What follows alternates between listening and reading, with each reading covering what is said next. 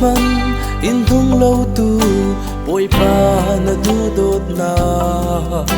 kan răng ahin na sung lôi bi câu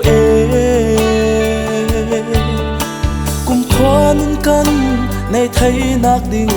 sang na nun na kha in run pe kan sang asung lôi tu ke kan sual luang a siam pa pu i she matuar na su kan dam na asi vu atuar na su kan run dam na athi nak su nang le kai nuat na atho sana su kan nun nak asi mulu le pa ulen nautla boy pai tu dot nak hi ziam sian la vin san men non lau ting cross para nang le kai sang khen bet nak tiang atua kan ranga an nakin ti sen alua kan sual ruanga siam pa pu i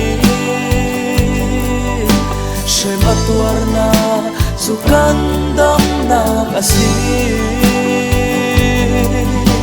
vu atuar na su kan run dam na athi nak su nang le kai nuat na atho sana su kan nun nak asi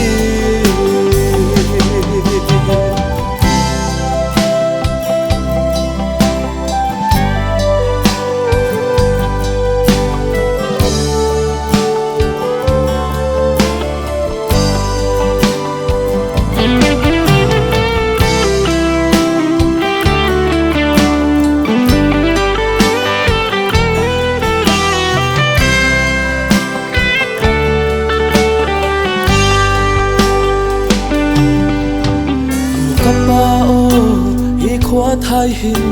in run luat ter shamo man se kapa nang mai du dan bangi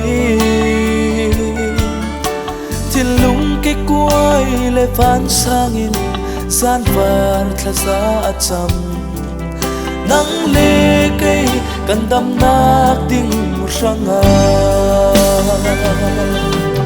kan sual luang a siam pa pu i she matuar na su kan dam na asi vu atuar na su kan run dam na athi nak su nang le kai luat na atho sana su kan nun nak asi atho sana su kan nun nak asi